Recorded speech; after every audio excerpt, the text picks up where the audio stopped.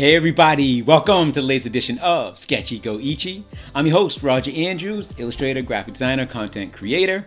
And the content I'm creating for you today is a quick color study of Ashoka Tano from the Mandalorian series, as played by Rosario Dawson. My take is, if you do these quick color studies, you're basically going to get the leg up when you complete your final piece. But you got to start somewhere. So why not start here? Anyways, stay tuned and enjoy.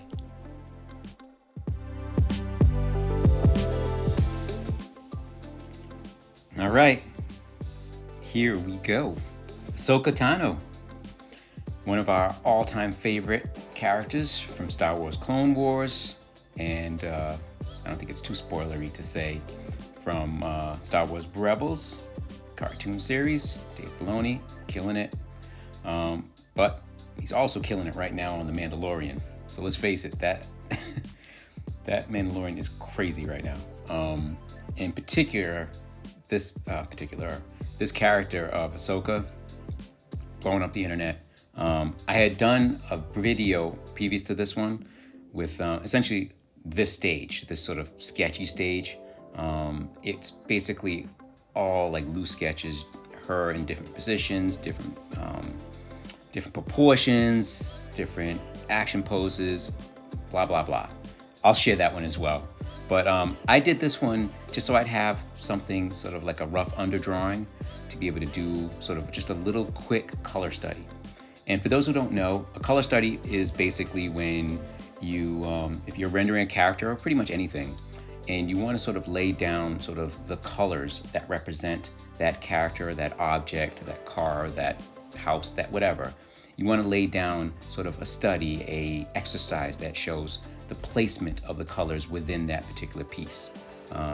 So it can be a scene, it could be anything, but for me, for characters, I like to do these little studies which basically say, skin color is X, lightsaber color is Y. And so what I did is, if you notice on the screen, you'll see like the image in the left side of your screen.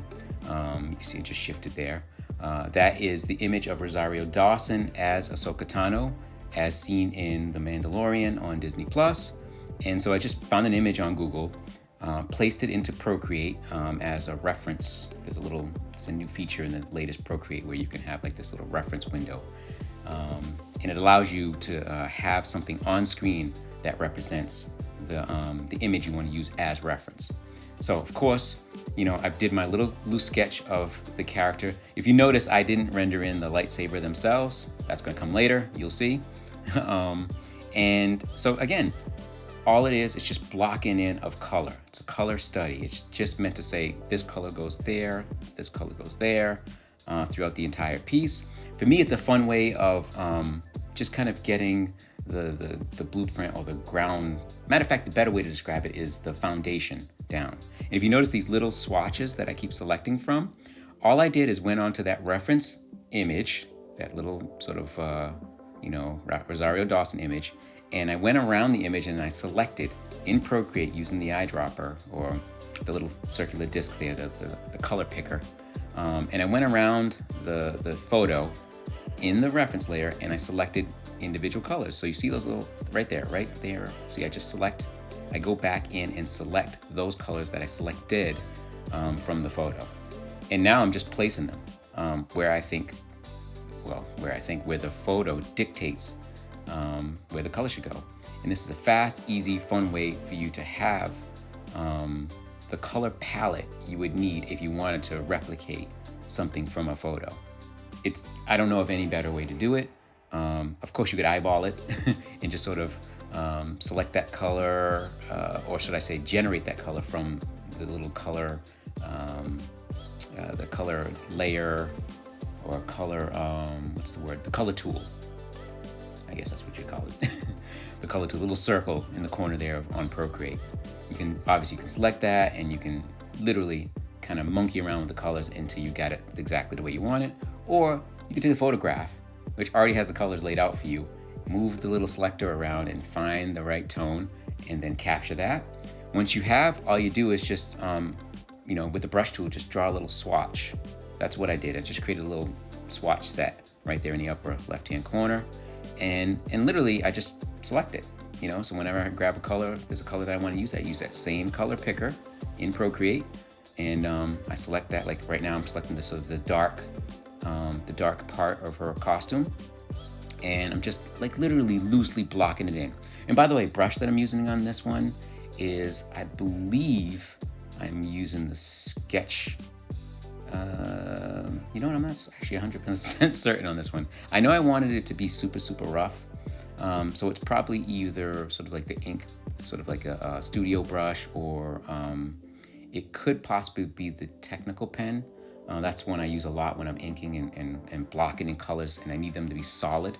However, there appears to be a little bit of texture. You know what, I'll go back. If I think of it, I'll put it in the description, which brush that I'm using to fill in the colors. I know that's very, very important for a lot of people. It could be actually, I think there is one of these sort of textured inking brushes. I think that's actually what I wound up using for this one. If I think of it, I'll put it in there. But anyways, as you can see, it's basically like, it's not coloring a coloring book because there's no hard lines to kind of fill in and you got to keep within.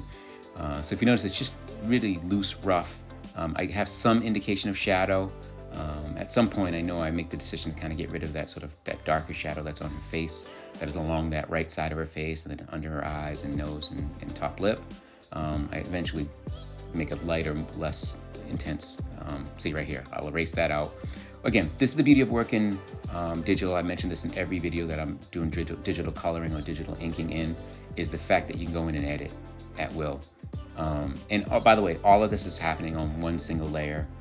If you really want to be technical, you can go in and put each of these sections, like the head piece, on one layer, and then create a new layer, and then do the skin tone on one layer, then create a new layer. You can go back in and do that for each section of the art. But for me, again, I just quick, down and dirty. Like right now, I'm just applying a loose shadow to her face, light source on the left side. Then I'm gonna go in and I'm gonna add, some highlight as well. But the bottom line is, the point is, once I have so this color swatch field that's happening in the upper left-hand corner, once I have that, I can do whatever I want. Because I'm confident I have all the colors I need to create Ahsoka's outfit, her sabers, her skin tone, the whole nine. It's there. And that's the key element to it. And if you do that every time, you can't get hurt, basically, with the color scheme. Also, I wanted you to note this. If you know, she is on a sort of a gray background. Now, of course, if you're rendering traditionally, more likely you're probably going to start on a white surface, a white canvas, white watercolor paper, white, mixed media paper, a pad, whatever. Generally, you're going to start with white. I prefer to start with gray if I'm rendering digitally. I feel like the colors show truer than on white. Some sort of optical thing that happens when you render on white, that sometimes the colors don't show as true. It's hard to explain. I don't know that I have all the color theory in my brain or studied enough to know the technical term for it. But I find if I render with a gray background, color on a gray background, the colors feel truer. And the colors change when you darken and lighten the gray background. That's an important factor. So here you can see, if you notice, I left, in the initial sketch, I left her sort of the markings on her face. I don't know if that's part of her species or if it's a tattoo. I don't know if it's kind of like a Darth Maul thing, but I assumed it's part of her species and that marking is part of it. I don't know if it's war paint or not. But anyways, so I left it because I'm rendering digital. At this point, it's just easy for me to just render on top. It's almost like having an opaque paint, All right, so there, I just went to the color selector thing, and I noticed that I had not selected black. So I just wanted to put a little bit of black in where her eyelashes would be, and then right there in the pupils of the eyes, just a little hit of black in there.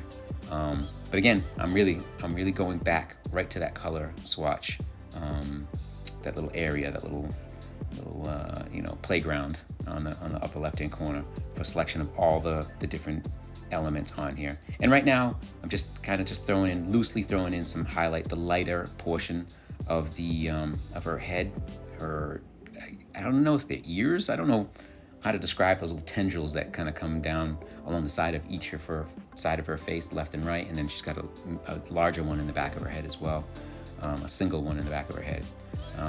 Phenomenal design. By the way, I mean, as a character design guy, as a character design artist, I believe it was Dave Filoni, the director and I guess co-creator of Clone Wars, the cartoon series, along with George Lucas. I believe, I know he's an artist. I watched the Disney Gallery, so I know he's an artist and a director and a storyteller. And but to me, one of the main elements, in addition to all of those, is the fact that he is a character designer, an environmental designer. Like his vision for that design aesthetic is really is vital to, in my opinion, the success of some of the characters that he's created and added to the Star Wars universe. And so I do my best to kind of honor that here, even though it's super mega rough color. I can't stress that enough. I've got pride too, and I will admit, obviously if I took my time and I did a really tight ink drawing and then laid in the colors and did multiple layers, I think it would be obviously more slick and more polished and more finished. But that's not what necessarily every single piece of the art needs to be. If you're doing character design studies and you just want to block in color, this is the way to go. It gets the point across. Hopefully you can see what I'm trying to do here. And also, if you notice, I'm kind of playing around with the line art. Like, the line art's on its own layer. And by line art, I mean that little loose gestural sketches that I was doing. I'm just kind of playing around with, do I want it darker? Do I want it lighter? Here's where I decide, in order to make those lightsabers, those kind of white glowing lightsabers glow more, it needed to be on a darker background, which therefore means I needed to play around with the line art so that way it sort of showed had a little more depth to it, a little more weight to it. So I chose to make it darker, if not quite black, but really dark gray. And it's really I just duplicated the sketch art layer, the line art layer, and then I essentially selected it, filled it with black, and it was on top of the previous that sort of light blue, whatever I was sketching in, and then I just moved the opacity slider down a little bit so it got. So some of the black wasn't as intensely black, and it had the sort of blue underneath the layer, which allowed it to kind of still have kind of a blue tone to it. And right here, I'm just I created a layer on top of that line art layer that I just altered, and now I'm just just doing little white highlights on top, because obviously, if you don't put the white highlights, the most intense ones, on top of everything, you wouldn't be able to see them at all. But I can see that I'm all done. I'm all finished with this Ashoka Tano piece. Really hope you enjoyed it. Sketchy go ichie. Live your moment. Happy sketching, y'all. Peace.